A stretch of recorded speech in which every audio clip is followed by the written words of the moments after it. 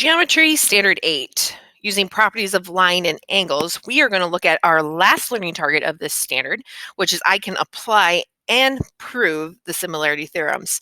So there's two verbs there. We're going to apply them, and then we're going to also be able to use what we know about corresponding angles and corresponding sides to prove the similarity theorems. And there's three similarity theorems we're going to look at. We're going to look at side, side, side. We're going to look at side, angle, side theorem. And then the last one we're going to look at is an angle, angle similarity theorem. But before we get started with the theorems, we're going to look at three vocabulary words. Our first word is corresponding angles. And corresponding angles are a pair of angles that are in the same spot, but in two different shapes. So again, a pair of angles that are in the same spot in two different shapes. And I have two examples here because I want to show you two ways that you can show that two angles are corresponding. So the first way here, so we'll look at angle P here. Notice there's an angle arc there and then a dash. And then if we look at P prime, that's that little dash up there means prime. Notice there's an arc and a little dash. So that means that P and P prime are corresponding angles. Pair of angles in the same spot on in two different shapes. Again, we'll look at Q. Q has an arc and notice there's two dashes. Q prime has an arc and two dashes. So those two are corresponding angles. And then R has an arc and three dashes, and R prime has an arc and three dashes. So that means R and R prime are corresponding angles. So you can mark them that way to show corresponding angles, or you can mark them as with just arcs. So notice arc on S is just one single arc. That means it corresponds with B because it also has one single arc. R has two arcs. So that means A is corresponding with R because it has two arcs. And T has three arcs, so that means C corresponds with T. We're also going to look at corresponding sides. So same idea except for not angles, we're looking at sides. So a pair of sides that are in the same spot but two different shapes. And most of the time they just mark them with the dashes. So if you look closely here, AC, line segment AC, I'll write that here, corresponds with, now you can see there's one dash on this one, but you have to be careful with line segments because you have to write them down in the same order for both. So since I'm going from the A, which is connected to the line segment with two dashes, and then I'm going down to the C, which is the line segment connected with three dashes, I have to look carefully. I can't name that ED because it's going from D, which is on the two dash segment, up to E. So line segment DE would correspond with AC. So that's the one with one dash. If we look at the next one here, so we'll call it AB. And again, it doesn't matter which way you flip them around. You can call it BA, but it just matters how you state the next corresponding spot. So A to B, which is your two dash line. A, of course, is the one with one connecting it. So we're going to go D to F. So look at these carefully because it will make a difference as we continue this standard and next standard. BC, we'll name it that way, corresponds to, so we're going to go from B to C. So looking carefully here, I'm looking at 3, but I got to start. Notice I'm B has a 2 dash, so I got to start with F to E. So F to E. So hopefully that makes a lot of sense. Another way I can quickly tell that I have them lined up right. You know, you see a C here and an E. It should be lined up the same way everywhere you look. A should match up with D. A matches up with D. B matches up with F. B matches up with F. So it gives you a quick look at just the angles to see if, just this line segment, the way you label them to see if they're correct. If you look down here at similar figures, that's what we're getting to here. If two triangles are similar, if their corresponding angles are congruent and their corresponding sides are proportional. In other words, similar triangles are the same shape, but not necessarily the same size. So this is what we're going to prove. This is what this whole entire Learning Target 4 is about, is proving similarity theorems. And we just remember that their angles are congruent. So if you kind of look, I thought this was a good example here. So it says corresponding angles are congruent. So angle A, right down here, is congruent to angle D, which means they're the same size. Angle B is congruent to angle E, which means they're the same size. And angle C is congruent to angle F, which means they're the same side. And you notice they're corresponding because they have the right same amount of arcs. And then corresponding sides, and again, they labeled them down here for us, are going to be proportional. And we'll look at proportions and how that works. And then the symbol to prove similarity is this little, I don't know, little squirrely line there. That means similar to. So when you prove that they are similar, you're going to write what you call a similarity statement. So we can say triangle, which is the triangle symbol, ABC is similar to triangle DEF. And notice that, again, I kind of talked about it when it looked at corresponding sides, that A is the same thing as D, and B is the same thing as E on the other triangle, and C is the same thing as F on the other triangle. It does matter if you put them in the same order. You can't say triangle ABC is similar to triangle EFD because A and E, if you look closely, are not congruent. But you can flip these around. I don't want you to think that you can't. So triangle symbol here. CBA is similar to triangle as long as C and F are matched up. So I put F, B and E are matched up, and then D and A are matched up. So you can go backwards, or you can go like triangle BAC is similar to triangle B is the same as E, if you look at it close. And then A is the same as D, and C is the same as F. So there's multiple ways to write it. I don't want you to think it has to go in a certain way, but they do have to line up with the corresponding angles and the corresponding sides. So let's get started here on our first theorem. Our first theorem states side, side, side. And so the theorem, or the idea, is that if two triangles are similar, if all three sides, or all three corresponding sides, are proportional. So I got two triangles here we're going to look at. Okay, and the cutoff, this should be an A here, so I'll help with that A. So an ABC triangle and an EFD triangle. Okay, and sometimes I just mark corresponding sides just to make my life a little bit easier to see. So I can see that A and B correspond with F and D. Another way I can tell if it's hard to tell between two, 13 is the biggest number, which means then they have to be the biggest number on the other triangle. So I know that these two correspond. And then that means BC corresponds with EF. Okay, so you could mark them. It really does help when you get going here. Make sure you have the right symbols. So to prove SSS, we're just going to write SSS. And I like you to write it down like this, and then we're going to go through the proof. So we have to prove that all three of the corresponding sides are proportional. They all have the same ratio. So we're going to we'll just start with line segment AB. So you're going to write line segment AB, and they're going to write it like a ratio, like a proportion, is proportion to, so A to B, so that'd be D to F. Again, I look carefully how those are matched up. So I look at the length of A, which is 5 AB. I look at the length of DF, which is 4. And I'm going to take my calculator and take 4 divided by 5. Whoop, I said that backwards. How about 5 divided by 4? And I get 1 and 25 hundredths.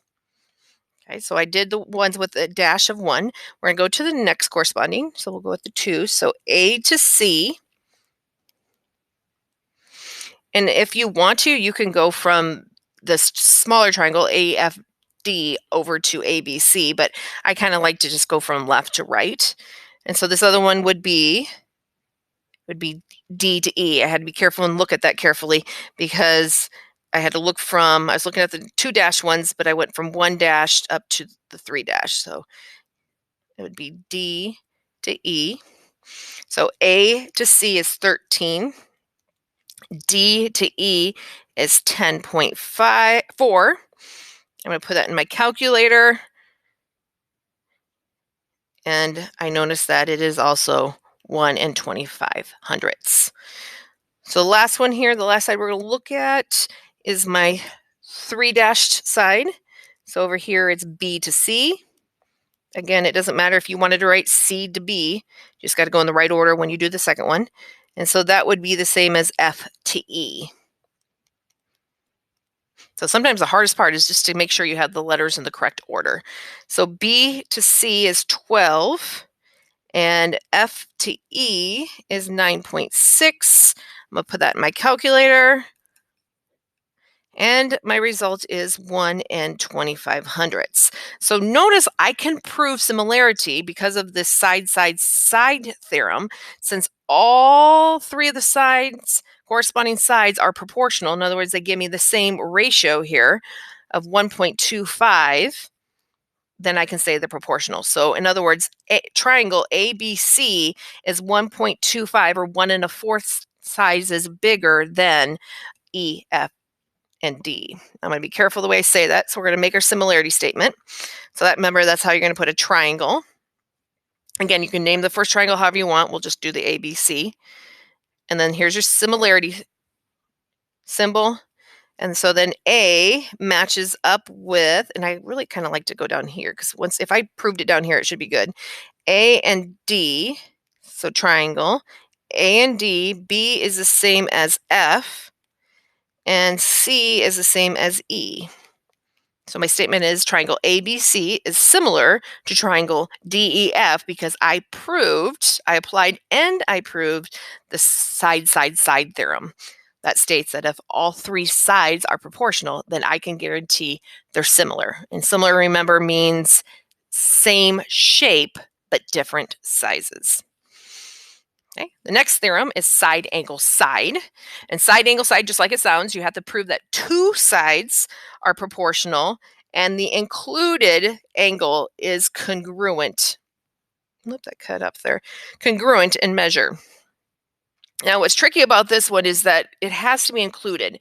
So when you look at trying to prove side angle side, it can't be an angle that is not in the middle of the two sides that you're proving that are corresponding. So it can't include, it just means it has to be in between. Included, if you think about, three friends talking, to include somebody, you would bring them into the conversation. So you have friend A, friend B, and then you're going to include friend C, but friend C has to be in the middle of the conversation to be included. So we're going to prove side angle side. And we're going just to start with the side. So I'm just going to kind of look here so I can mark.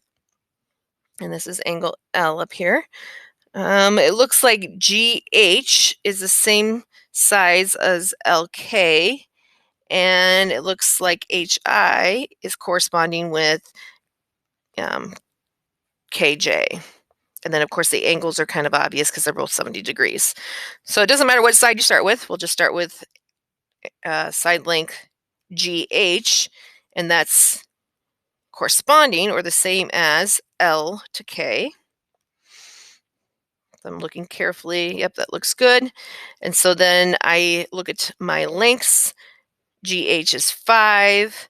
LK is 7.5. I'm going to put that in my calculator. 5 divided by 7.5.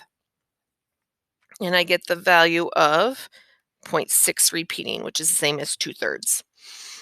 A is as simple as they just have to be congruent. So you got to look at your triangle, but you have to remember it has to be included. So this angle is included because if you see the line segment right here that has 1 dash and the line segment has 2 dash, notice the angle that is included is in between them. Again, over here, line segment with 1 dash, line segment with 2 dash. Again, angle H is in between them. They are included. So I can use that angle H is congruent to angle K. And I like to put in what degree that is just because it's easier to spot.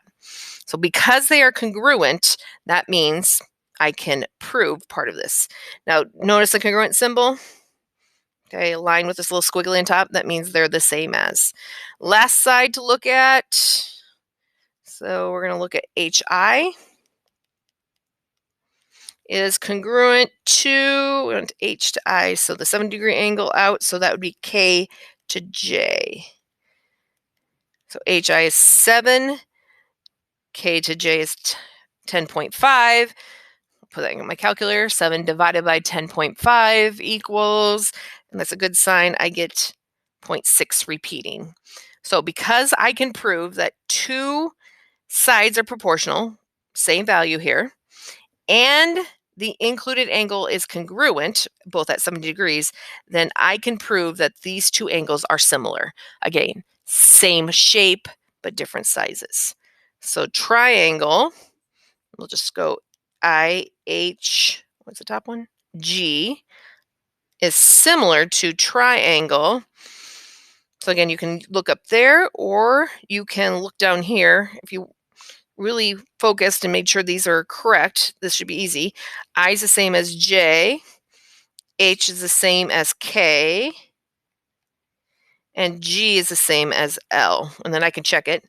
I, H, G is the same as J, K, and L. That looks pretty good. Last theorem is known as the angle-angle theorem. And just like it sounds, this time we have to have two pairs of corresponding angles that are congruent in measure. And we only need two pairs. We don't need three. So I want you to think about, why don't we have to prove three? Why just two? So we're going to get started here. I'll put my AA. And this is my favorite, maybe because it's the most efficient. I don't have to do proportions or ratios or any of that. I just have to prove congruency. So I can quickly see that angle N is congruent to angle R because they're both 70 degrees. And then I can quickly look that angle O is congruent to angle P because they're both 50 degrees. And just like that, that's how fast we can prove the AA theorem, angle-angle theorem. So I asked before, why do you think we only have to prove two and not the third one? Why don't I have to prove that M and Q are congruent? Well, going back to LT1, if you remember the angle sum theorem, if you have two angles that are already congruent and they have to equal 180 degrees, that means, well, if we add 70 plus 50, that's 120. And then if we take that minus the 180, that leaves us with a 60-degree angle. And that would be true on both triangles. So technically, you only have to prove two because using the angle sum theorem, we know the third one is also congruent. So the last thing to do is that congruency symbol. So we're going to go triangle. We'll go M, N, and O is similar to, and so M is the same as Q, N is the same as R, and O is the same as P.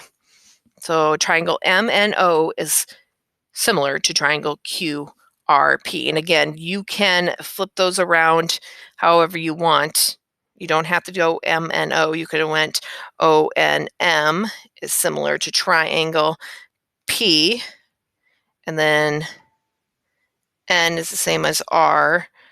And M is the same as Q. You just got to be careful that you put them in this correct order.